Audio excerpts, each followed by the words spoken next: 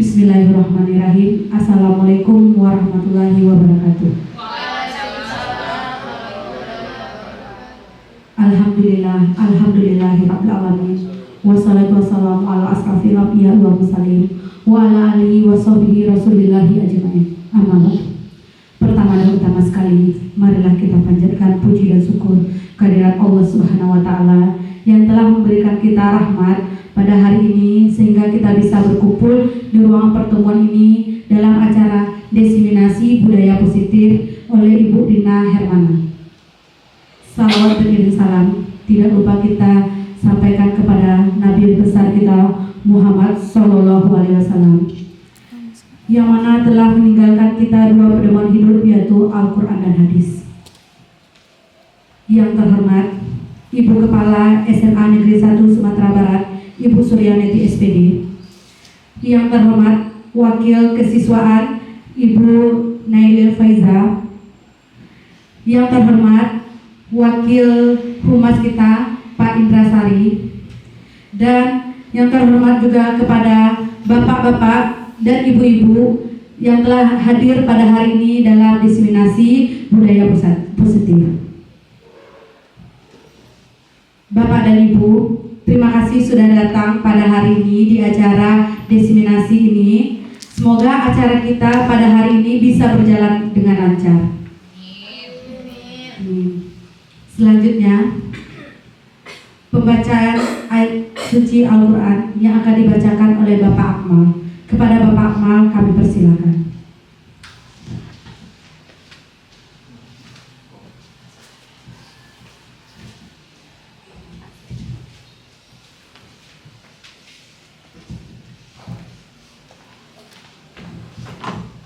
Assalamualaikum warahmatullahi wabarakatuh. Waalaikumsalam warahmatullahi wabarakatuh.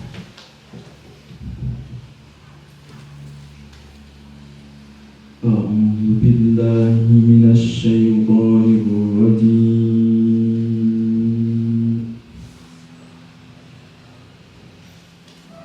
Bismillahirrahmanirrahim. Wa ila 'adin akhahum huda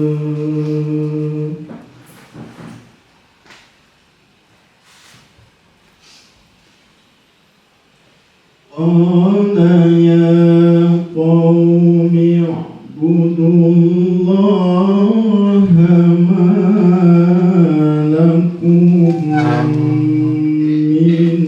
ilahin ghairuh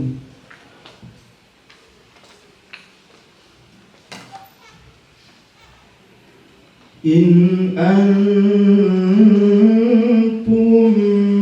illa muftarun.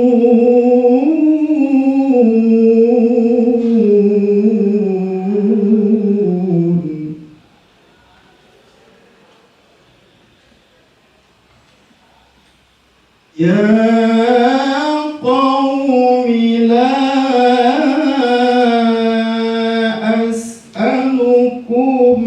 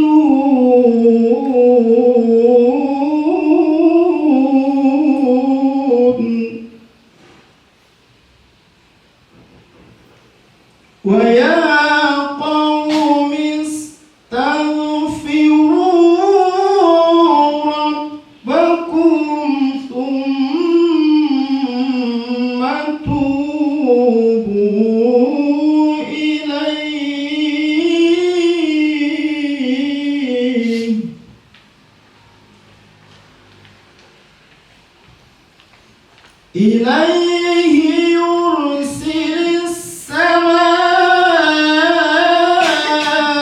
عليكم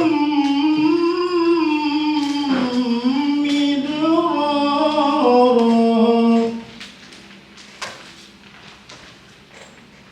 ويزدكم قوة إلى قوتكم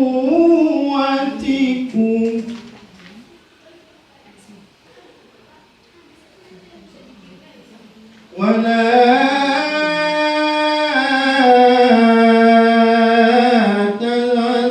تذلوا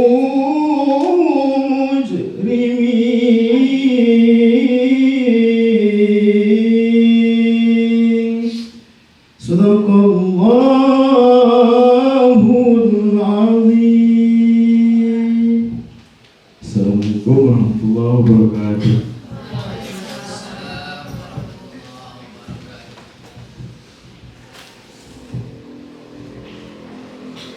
Terima kasih kita ucapkan kepada Bapak Akmal. Mudah-mudahan dengan lantunan ayat suci Al-Quran tadi, acara kita bisa dengan lancar. Kemudian selanjutnya doa yang akan dibawakan oleh Bapak Yoga. Kepada Bapak Yoga disilakan.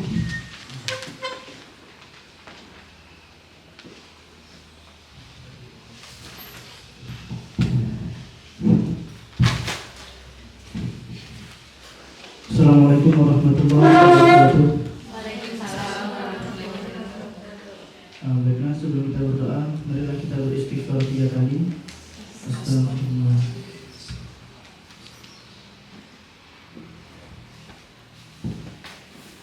Na'udzu billahi minasy syaithanir rajim.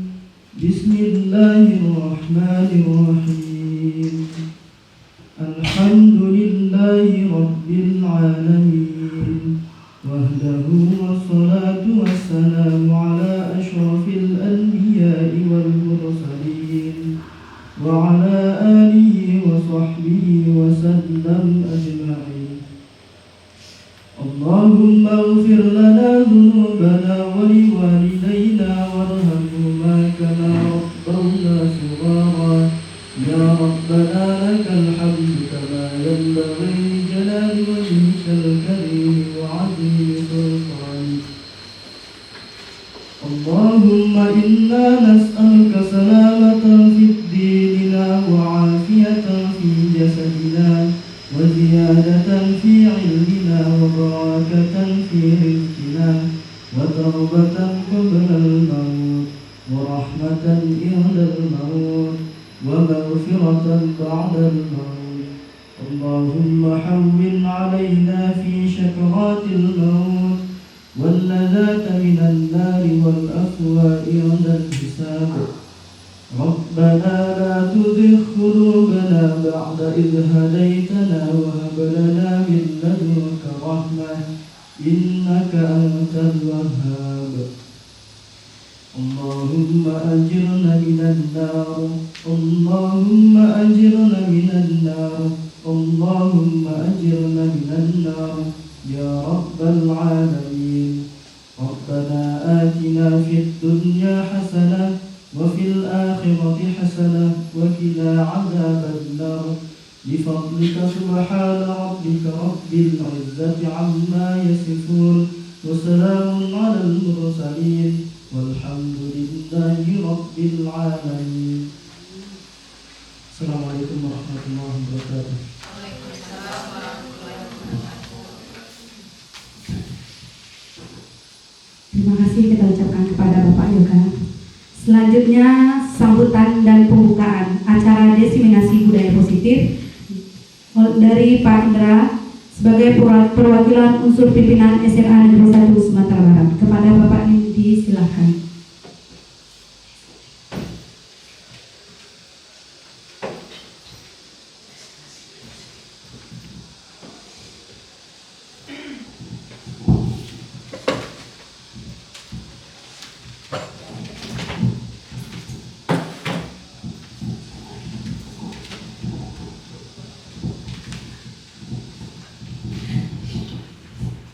Bismillahirrahmanirrahim. Assalamualaikum warahmatullahi wabarakatuh.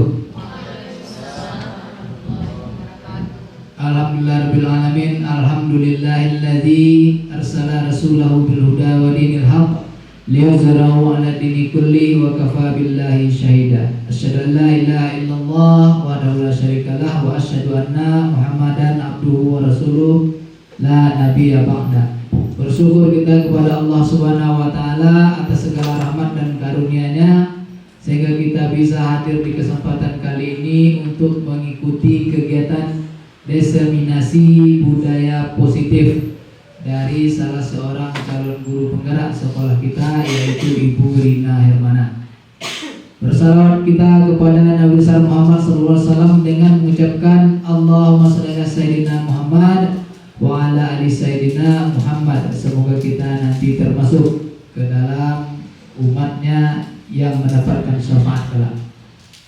Bapak Ibu sekalian, terima kasih atas kehadirannya pada kegiatan seperti yang sudah disebutkan tadi, diseminasi budaya positif dari Ibu Rina Hermana. Ini adalah kegiatan yang sudah beberapa kali kita adakan di sini karena di sekolah kita untuk guru penggerak angkatan 11 ini ada 5 orang. Semoga dilancarkan semua kegiatan, semoga diberi kekuatan untuk dapat menyelesaikan dengan sebaik-baiknya sehingga berhak mendapat gelar nanti sebagai guru penggerak, melengkapi guru penggerak yang sudah ada di sekolah kita, yaitu sebanyak 8 orang sebelumnya.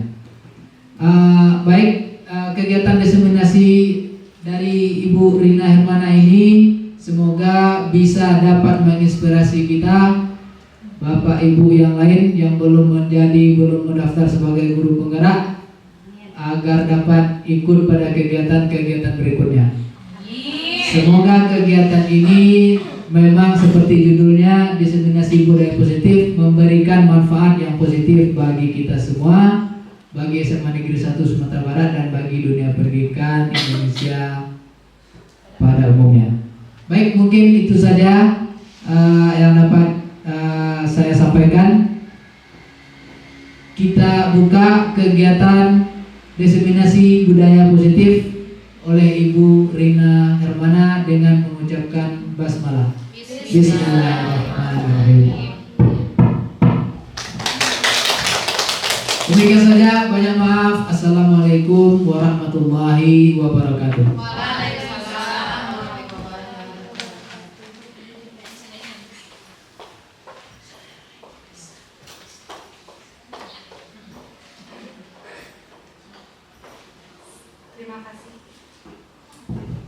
Terima kasih kita ucapkan kepada Pak Indrasari yang telah membuka acara kita pada hari ini. Selanjutnya acara kita yaitu menyanyikan lagu Indonesia Raya. Para hadirin diharapkan berdiri.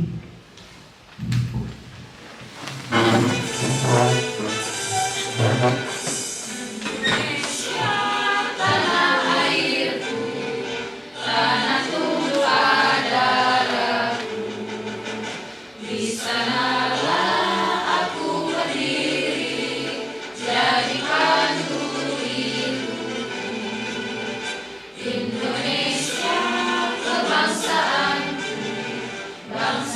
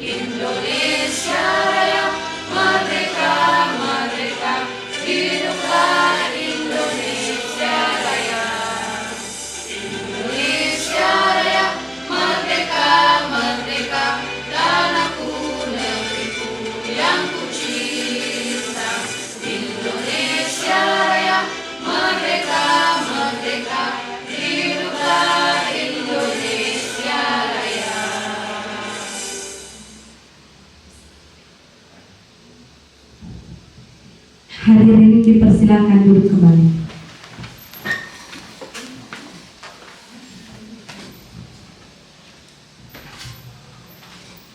Nah, selanjutnya kita akan memulai acara puncak kita, yaitu diseminasi budaya positif yang akan disampaikan oleh Ibu Rina Hermana. Kepada Ibu Rina, disilakan.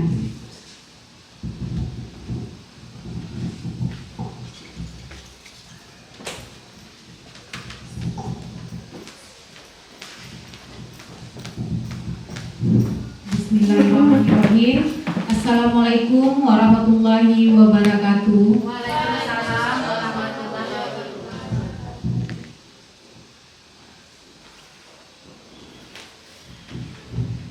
Alhamdulillahirrahmanirrahim.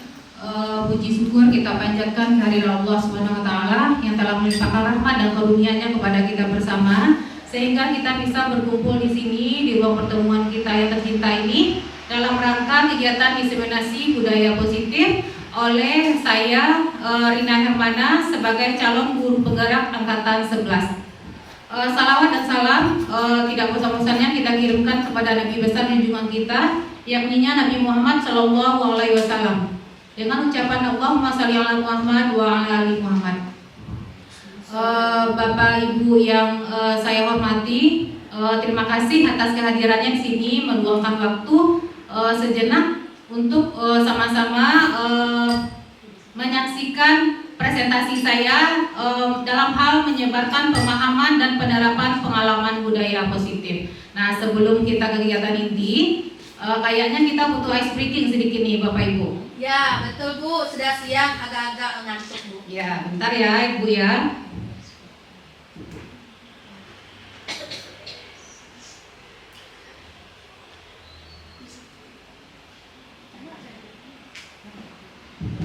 Nah, ini Bapak Ibu untuk mencairkan suasana kita di siang hari ini. Nah, ini ada sedikit permainan.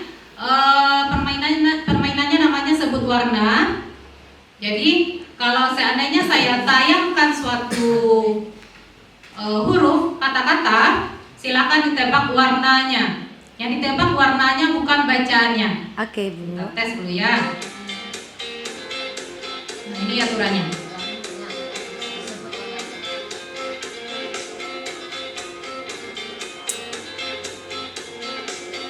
Ini contohnya, tulisannya kuning, dibacanya seharusnya hitam.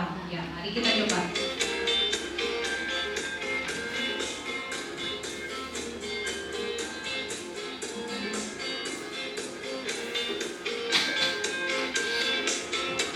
Kita mulai dari level yang paling mudah.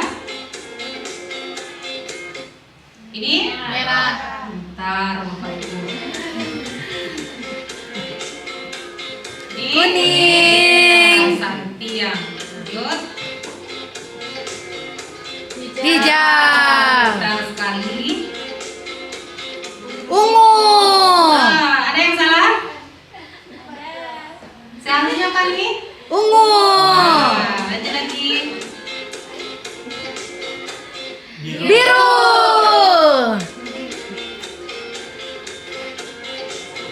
Hitam. Ungu.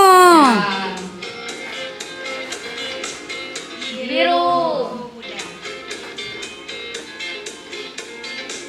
Nah, lanjut kita sedang. Pink. Merah. Biru.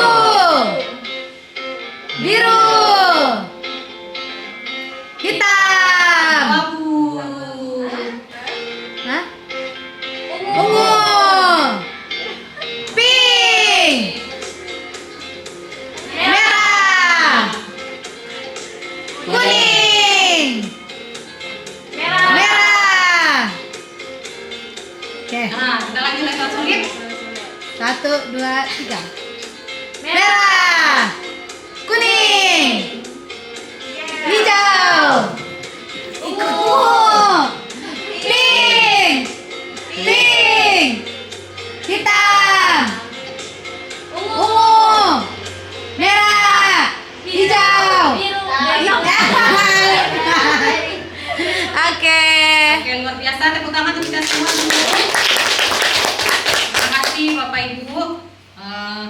Kita harap semuanya bersemangat walaupun udah jam makan siang, jamnya bobot siang ya Bapak Ibu.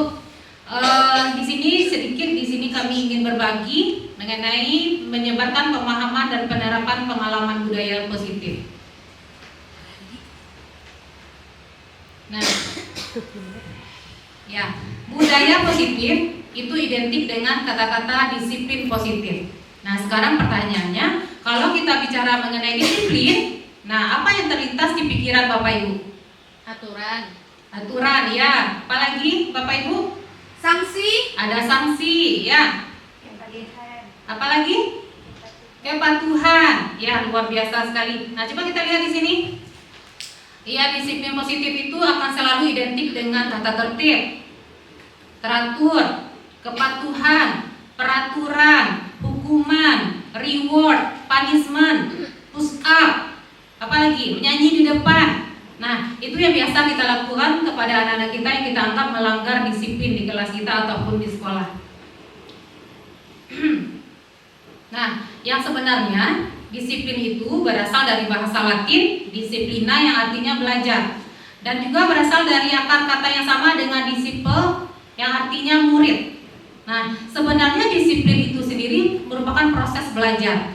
Jadi gimana Bapak Ibu, apakah pantas rasanya jika anak-anak kita selama proses belajar dia melakukan kesalahan kita kasih hukuman? Tidak.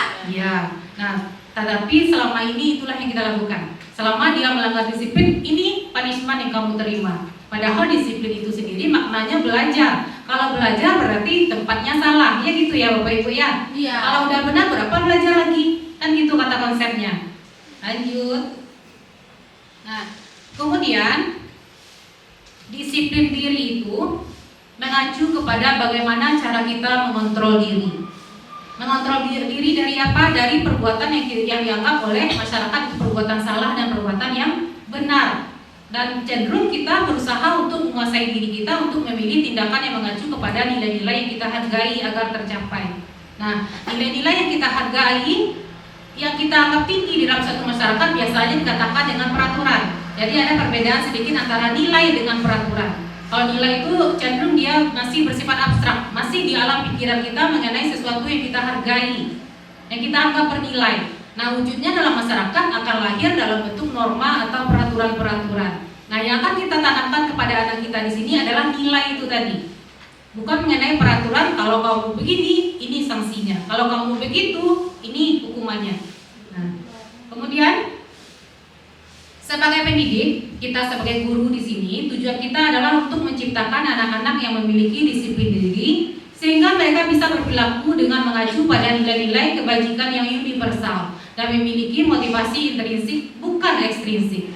Jadi target dari tujuan kita sebagai pendidik itu adalah bagaimana anak-anak yang memiliki disiplin diri yang benar-benar berasal dari dalam dirinya atau dikatakan dengan motivasi intrinsik.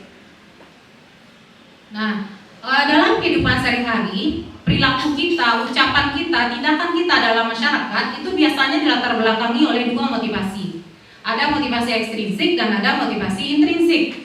Yang ekstrinsik itu yang berasal dari luar diri kita, sedangkan intrinsik yang berasal dari dalam diri kita.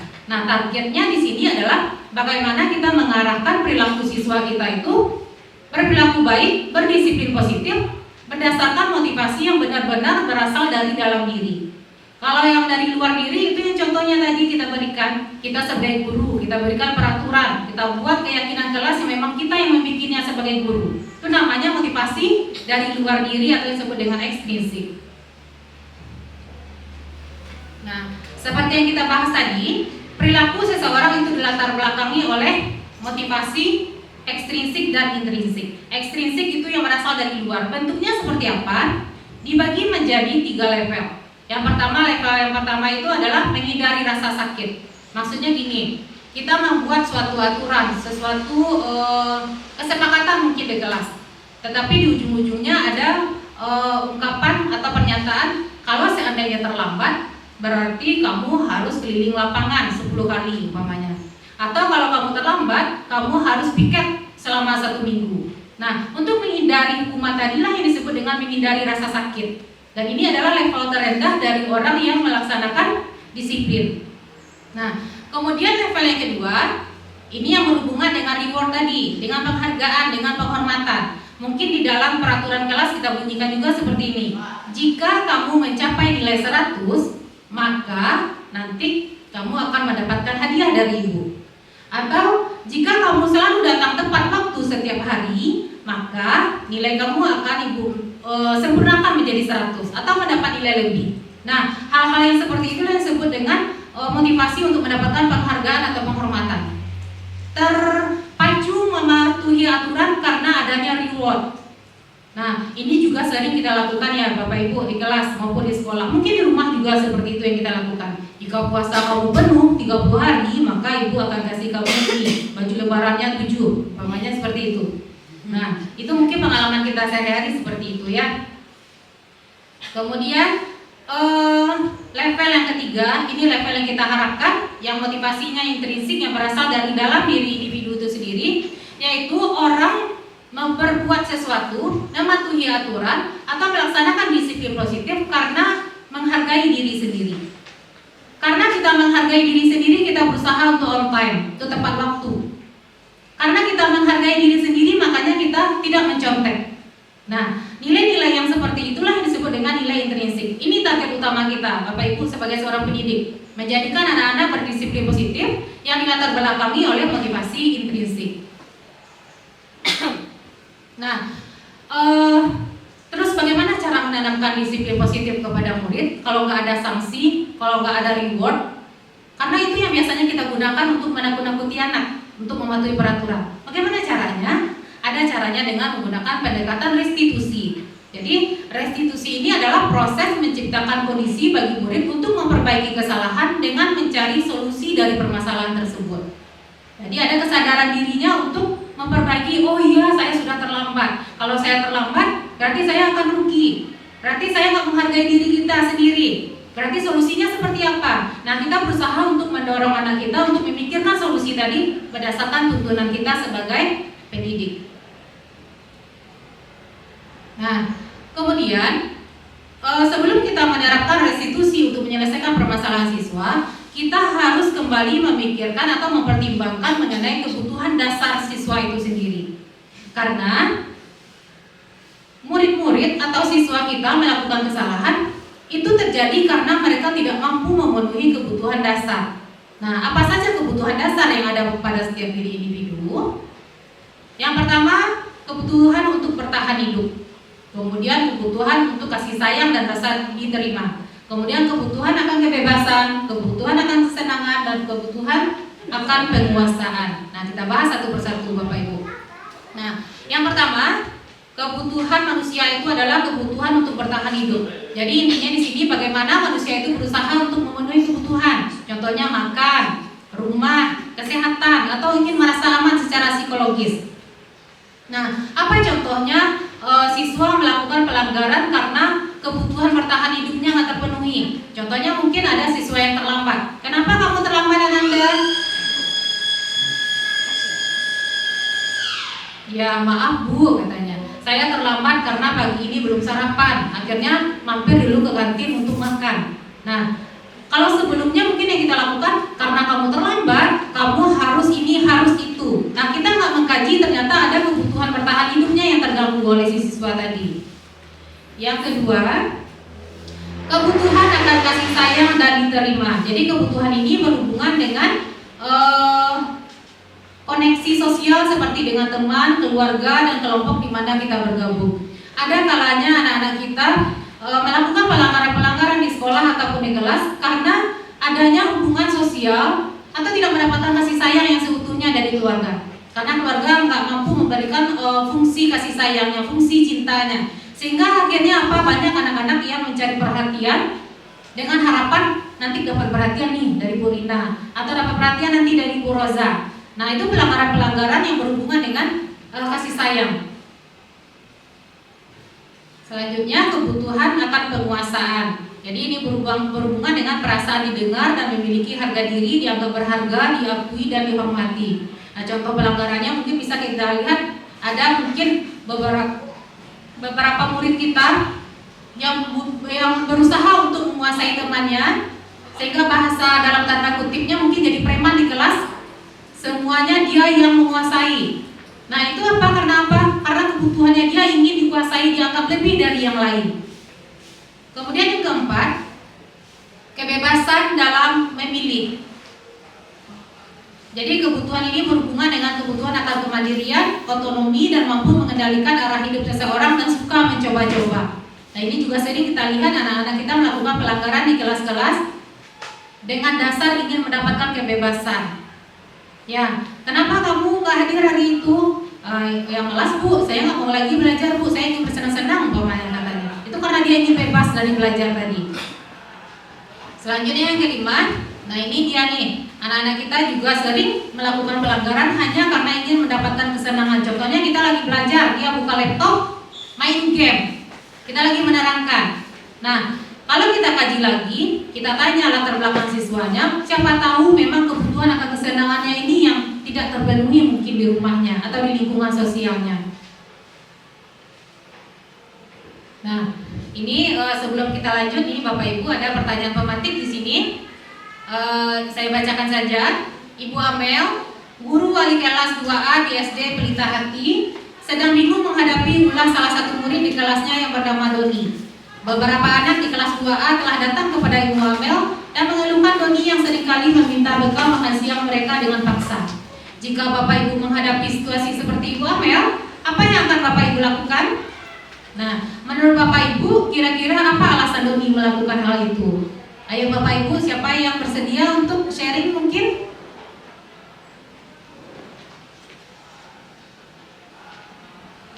Apa yang bisa kita lakukan jika kita sebagai Ibu Amel?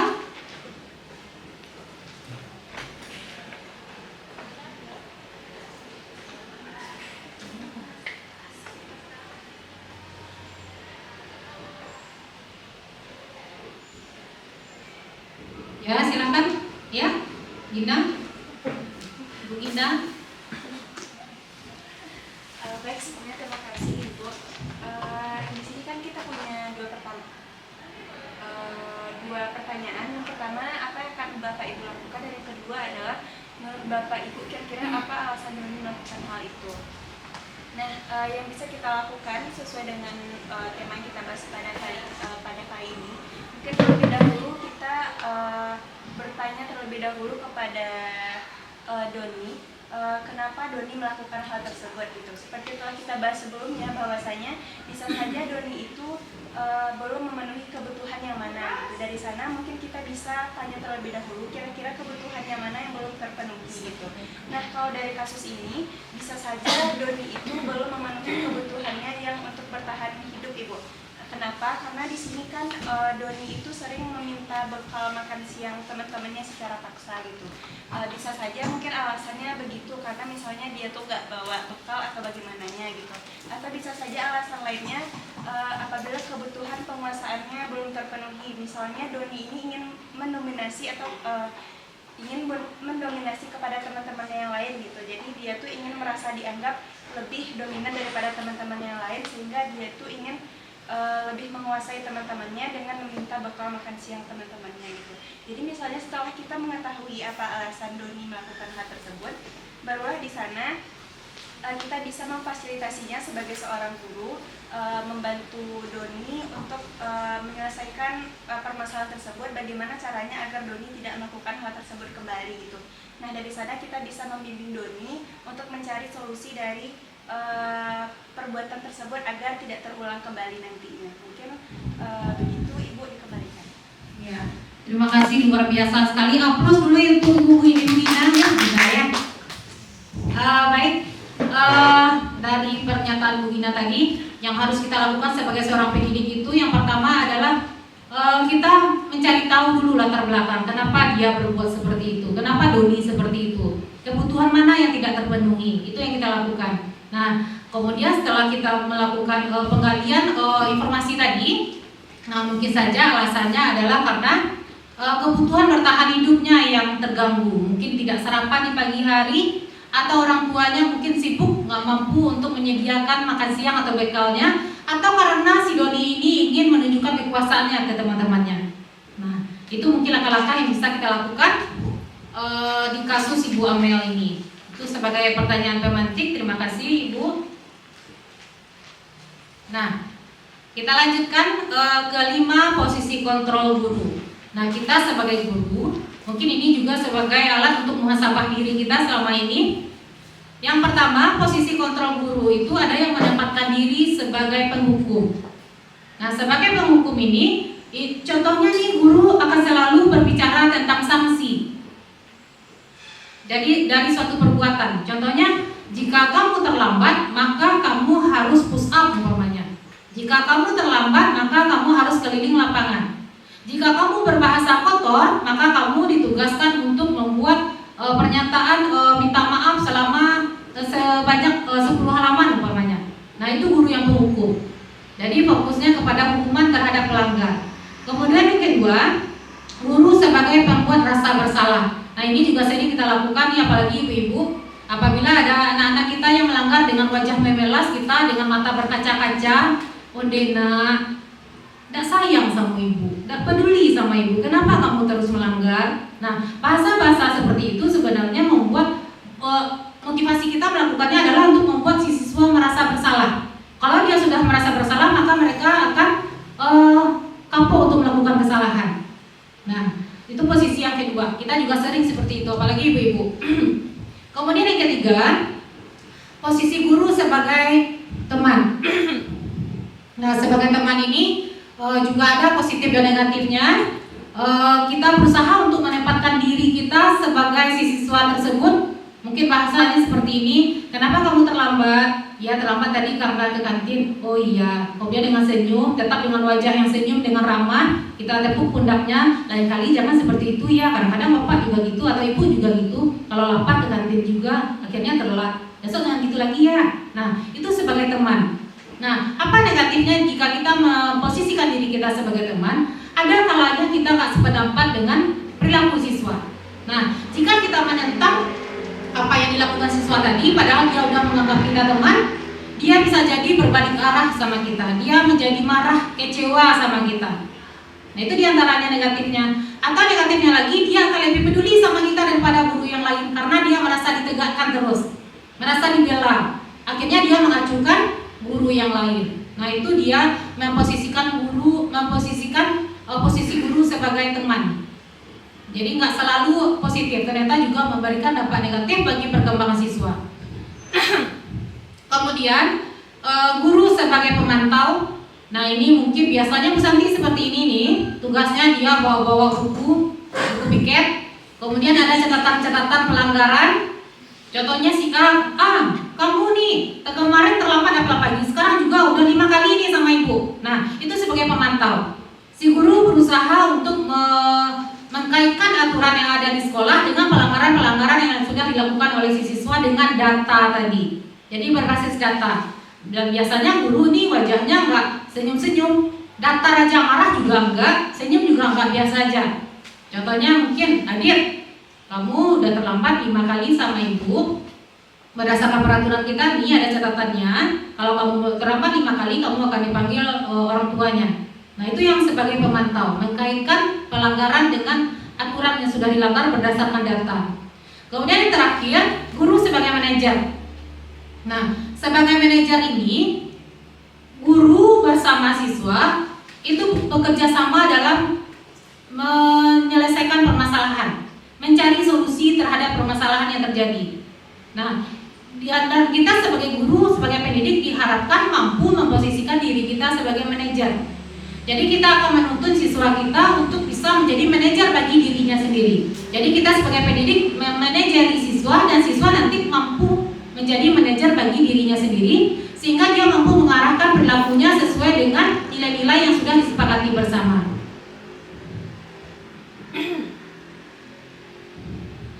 Nah, ini yang seperti yang kita bahas tadi.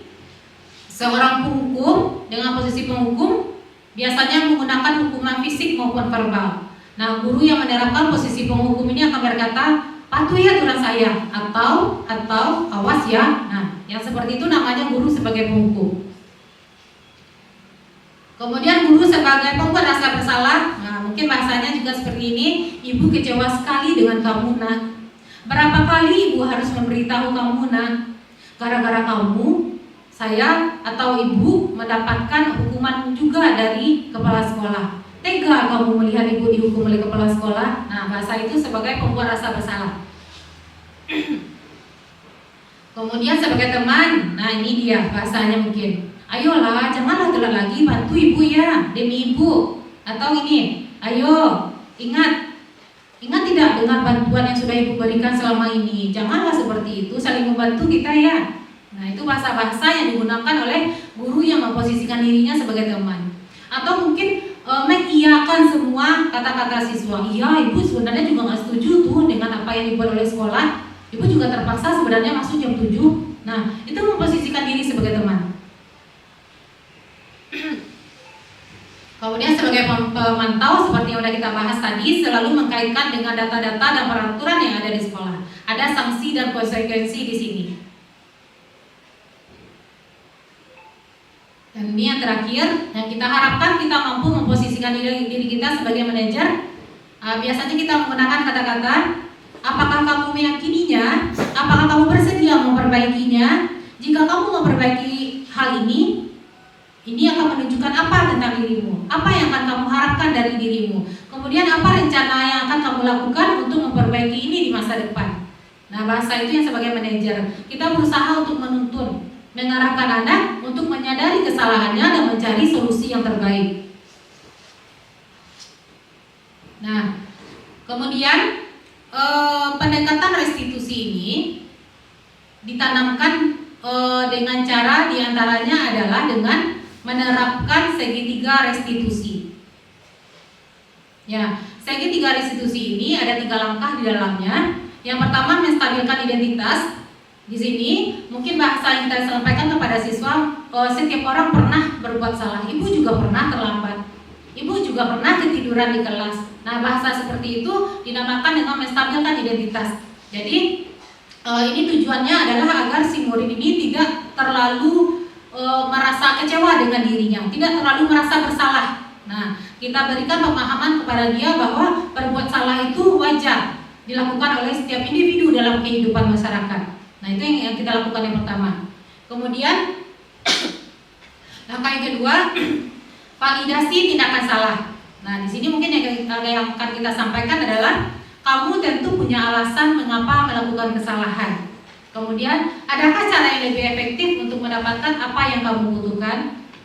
Nah, di validasi tindakan salah ini kita berusaha menggali informasi mengenai penyebab dia berbuat seperti itu, penyebab dia melakukan kesalahan tadi. Kemudian kita arahkan kenapa dia harus melakukan hal tersebut. Apakah ada jalan lain enggak untuk mencapai tujuan tanpa melakukan kesalahan tersebut? Itu yang namanya validasi tindakan salah.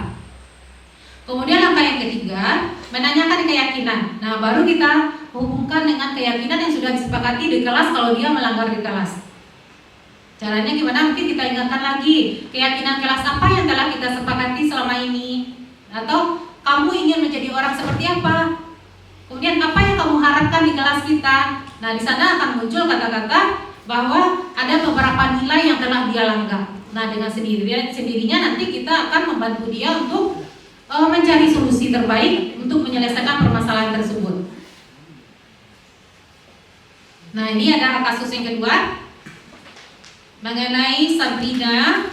Sabrina hari itu bangun terlambat dan terburu-buru sampai di sekolah. Dia pun akhirnya sampai di gerbang sekolah tapi baru menyadari kalau tidak menggunakan sepatu hitam seperti tertera di peraturan sekolah. Di depan pintu kelas, Pak Lukman memperhatikan sepatu Sabrina yang berwarna coklat. Sabrina berusaha menjelaskan bahwa dia terburu-buru dan salah mengenakan sepatu. Pak Lukman menanyakan Sabrina, apa peraturan sekolah tentang seragam warna sepatu? Sabrina menjawab sudah mengetahui sepatu harus berwarna hitam. Namun terburu-buru dan salah mengenakan sepatu. Selain tidak mungkin kembali pulang karena rumahnya jauh, Pak Lukman tetap bersikeras pada peraturan yang berlaku dan mengatakan, ya sudah, kamu sudah melanggar peraturan sekolah, kamu salah, sudah terlambat. Salah pula warna sepatunya. Segera buka sepatumu kalau tidak bisa mengenakan warna sepatu sesuai peraturan. Kemudian Sabrina minta maaf dan memohon kembali kepada Pak Lukman agar tetap dapat mengenakan sepatunya dan berjanji tidak akan mengulang kesalahannya. Namun Pak Lukman tidak mau. Tidak, kamu telah melanggar peraturan sekolah. Kalau tidak sanggup, ambil sepatu di rumah atau antarkan sepatu ke sekolah. Ya sudah, kamu tidak bersepatu aja seharian di sekolah. Sekarang copot sepatumu dan silakan belajar tanpa sepatu seharian.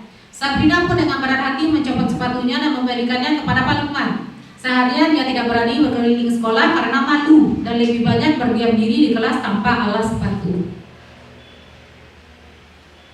Nah, kemudian Sabrina meminta maaf dan memohon kembali kepada Pak Lukman agar tetap dapat mengenakan sepatunya dan berjanji tidak akan mengulang kesalahan. Namun Pak Lukman tidak mau tahu. Tidak, kamu telah melanggar peraturan sekolah.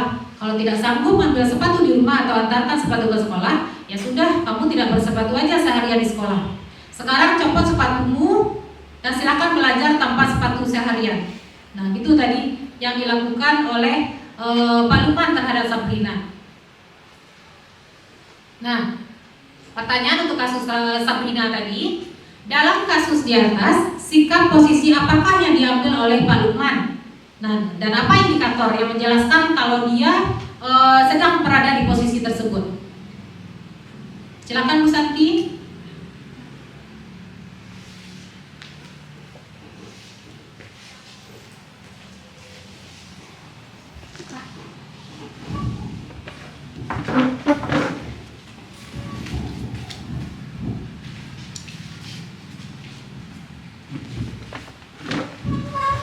Assalamualaikum warahmatullahi wabarakatuh.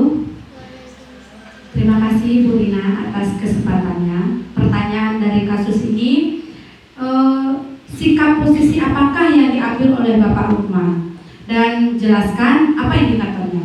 Kalau menurut saya Bu Rina, itu Pak Lukman itu adalah guru penghukum.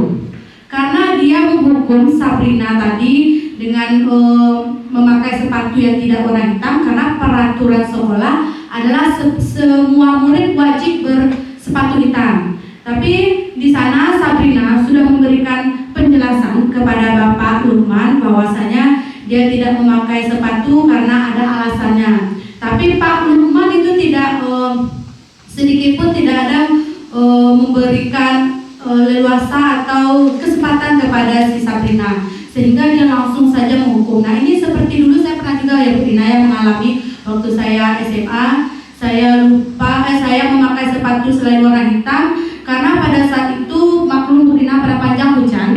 Jadi sepatu saya basah.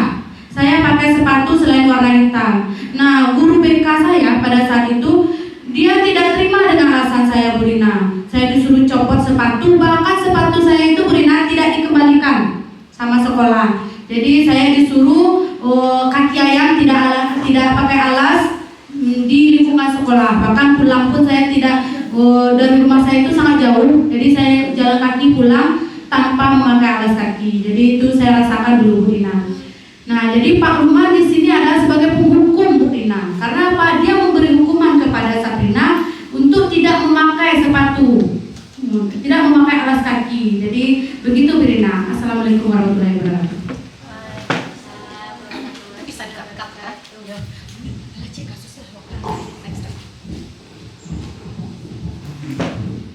Terima kasih Bu Santi, luar biasa sekali. Jadi Pak Lukman di sini posisinya adalah sebagai pemberi hukuman, dan Ibu Santi tadi juga sudah menyertakan pengalaman pribadinya waktu SMA juga pernah diberikan oleh guru karena bermasalah dengan peraturan tentang sepatu. Kira-kira gimana perasaan Bu Santi di waktu itu? Kesal Bu Rina. Kesal ya, Malu. Ya. Kesal, malu. Kemudian perasaan ke gurunya gimana? Sampai sekarang dendam karena masih terasa sampai sekarang. Nah, itu dia. Ternyata memberikan hukuman kepada siswa itu salah satu efeknya adalah siswa menjadi dendam kepada kita seumur hidup, mungkin membekas ya. Nah, mungkin kita sebagai guru mungkin disinilah kita berusaha untuk memposisikan diri kita sebagai manajer, karena menjadi seorang penghukum itu juga bukan sesuatu yang bagus bagi perkembangan emosional maupun kepribadian siswa kita. Baik, terima kasih Bu Santi. Kita lanjutkan.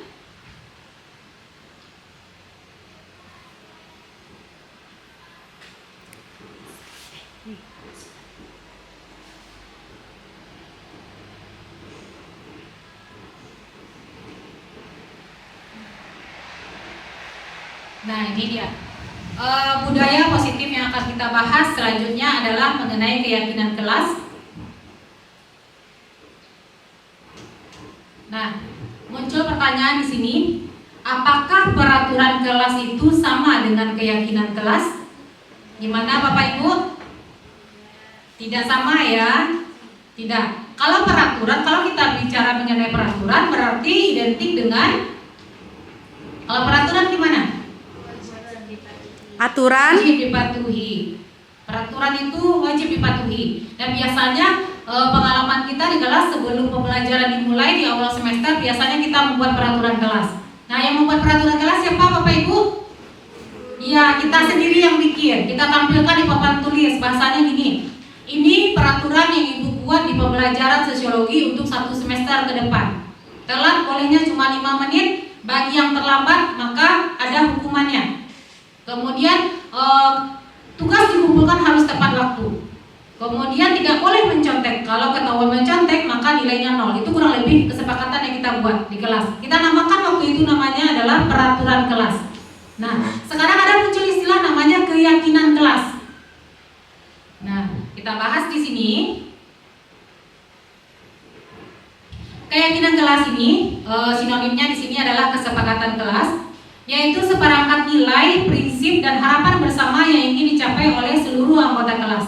Jadi tujuan kesepakatan kelas ini adalah membangun lingkungan belajar yang positif, kolaboratif, dan berpusat pada siswa. Nah, kira-kira apa beda keyakinan kelas dengan peraturan kelas, Ibu-ibu, Bapak-bapak?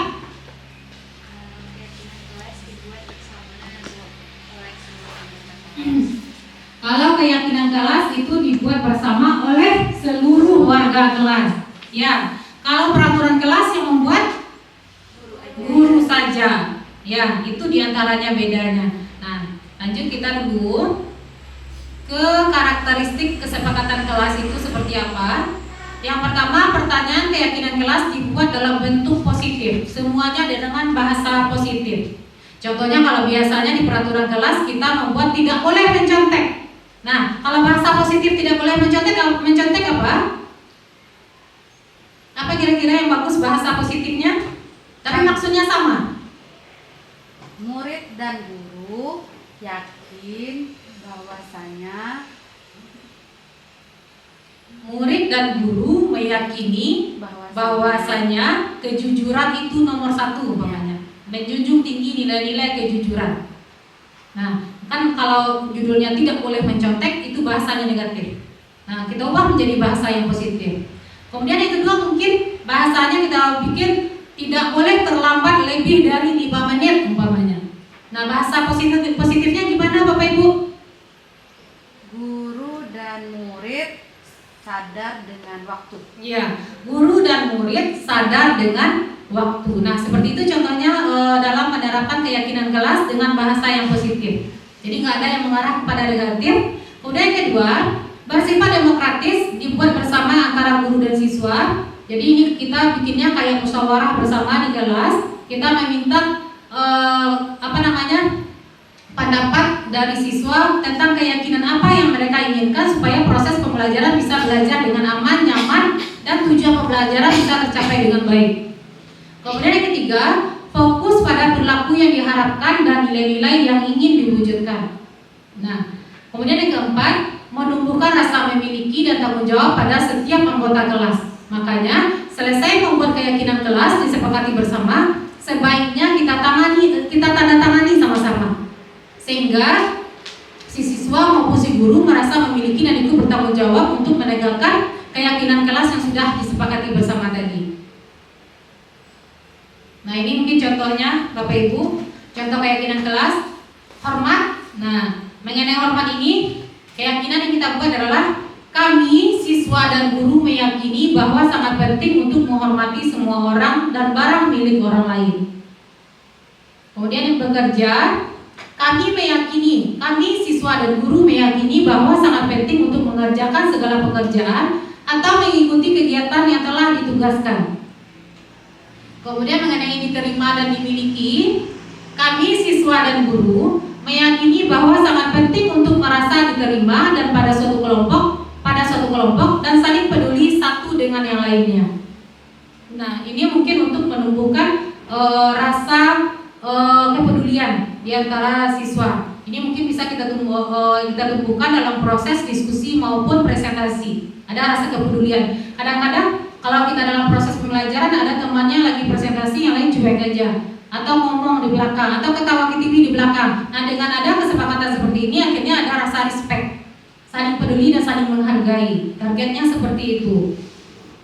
Nah, ini mungkin diantaranya nilai-nilai kebajikan yang bisa kita tuangkan di dalam suatu keyakinan kelas. Ada mengenai kepedulian, rajin, integritas, rasa hormat, tanggung jawab, bijaksana, toleransi, dan lain sebagainya. Dan bisa kita sesuaikan dengan kondisi kelas kita masing-masing. Nah, itu mungkin kira-kira Bapak Ibu yang bisa kita diskusikan pada hari ini. Terima kasih atas. Oh iya, sebelum kita tutup kegiatan kita pada hari ini, ada baiknya kita melakukan refleksi, karena refleksi inilah salah satu langkah kita sebagai pendidik untuk mampu memuhasabah diri, mengevaluasi diri mengenai kegiatan yang sudah kita lakukan pada saat sekarang ini. Mungkin kami minta mungkin ada salah seorang dari Bapak Ibu yang menyampaikan bagaimana perasaannya berdasarkan hasil pemaparan yang baru kita bahas bersama tadi. Silakan Ibu Santi.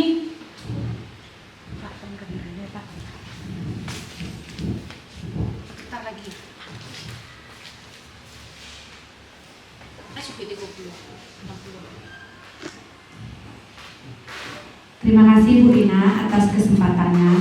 Ini saya mau refleksi dan juga satu ingin bertanya Bu Rina. Boleh Bu Rina? Ya, silakan Bu Santi. Oke Bu Rina, dari pertanyaan dulu Bu Rina. Tadi Bu Rina membahas mengenai 5 posisi kontrol guru. Nah, yang idealnya tadi kata Bu Rina adalah posisi manajer, betul Bu Rina? Nah, Bu Rina tahu juga kita, anak-anak kita alhamdulillah di abad 21 ini luar biasa sekali Bu Rina.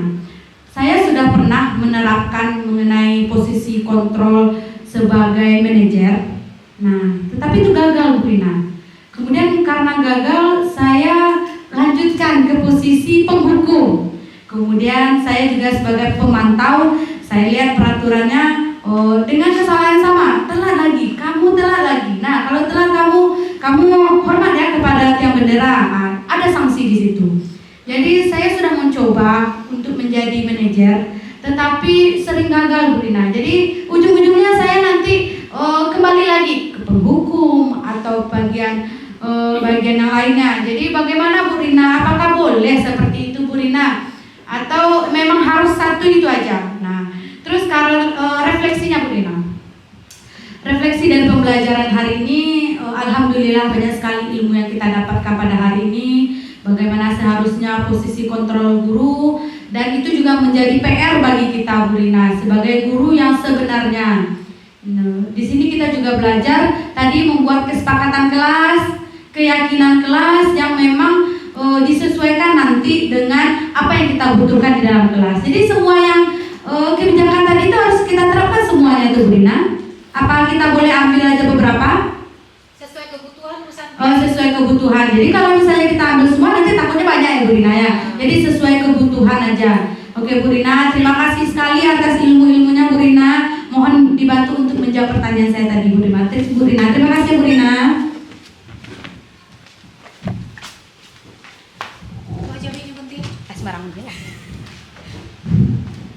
Baik, terima kasih Ibu Santi.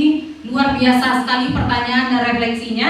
Mungkin kita sama-sama mungkin bisa menjawab mengenai pertanyaan Bu Santi, mengenai bagaimana ya caranya memposisikan diri kita sebagai guru, karena ujung-ujungnya tetap kita menjadi seorang penghukum. Nah, kembali kita ke pembahasan awal kita tadi, yang dikatakan dengan disiplin itu adalah belajar, proses belajar. Nah, di sini juga dituntut kesabaran kita sebagai guru untuk menuntun siswa kita supaya bisa berlaku sesuai dengan apa yang diharapkan oleh masyarakat tadi. Nah, jadi Bu Santi, mungkin yang bisa kita lakukan adalah bersabar, itu yang pertama dulu. Setelah itu yang kedua tentu saja harus memberikan teladan yang baik. Ya, sesuai dengan pemikiran Ki Hajar Dewantara, Ingarso Sunteladu. Kita itu adalah teladan. Jadi sabar, teladan. Kemudian yang ketiga, kita tetap menerapkan posisi kita sebagai manajer. Kalau gagal ulang lagi, tetap sebagai manajer. Jangan hanya untuk mencapai tujuan kita posisikan diri kita sebagai penghukum. Kasihan anak-anak kita. Nah, mungkin itu yang bisa kita lakukan sebagai guru, karena kita memang guru, pendidik judulnya. Kita sebagai orang tua. Dan untuk mengubah anak itu memang tidak seperti membalikkan telapak tangan. Ada proses-proses langkah-langkah yang harus kita lalui. Nah, memposisikan diri sebagai seorang manajer itu adalah sesuatu yang sangat penting, tidak hanya bagi sekolah tetapi juga bagi perkembangan emosional dan kepribadian siswa kita. Karena jika kita salah pengenangan terhadap siswa kita, itu juga bisa merusak masa depan anak kita tadi. Seperti kata Bu Santi tadi, contohnya dia bisa menjadi seorang pendendam. Atau bisa jadi di masa depan dia berperilaku hanya karena reward aja. Karena kita sibuk memberikan reward sebagai iming-iming kepada dia. Akhirnya di masa depan mungkin dia menjadi seorang koruptor. Nah, di sanalah posisi kita sebagai manajer, mengarahkan anak kita supaya dia bisa menjadi manajer bagi dirinya sendiri dan bisa mengarahkan perilakunya sesuai dengan aturan yang berlaku. Dan kalau dia bersalah melanggar aturan, kita juga bisa menuntun untuk mencari solusi terbaiknya. Mungkin itu yang bisa saya sampaikan untuk menjawab pertanyaan Bu Santi. Gimana Bu Santi? Alhamdulillah. Alhamdulillah. Iya. Nah, refleksi juga sudah disampaikan oleh Bu Santi tadi, luar biasa sekali. Terima kasih. Saya harap di sini pemaparan kita pada hari ini tidak hanya sekedar wacana, tetapi bisa kita terapkan bersama-sama juga untuk diri saya pribadi. Saya juga masih dalam proses belajar untuk menjadi seorang pribadi guru yang benar-benar guru yang mampu mendidik dan menuntun siswa sesuai dengan kodratnya, yang berpihak dengan segala kebutuhan siswa kita tadi. Terima kasih atas perhatiannya Ibu-Ibu. Selalu bersemangat untuk tergerak, bergerak, dan menggerakkan. Terima kasih. Assalamualaikum warahmatullahi wabarakatuh.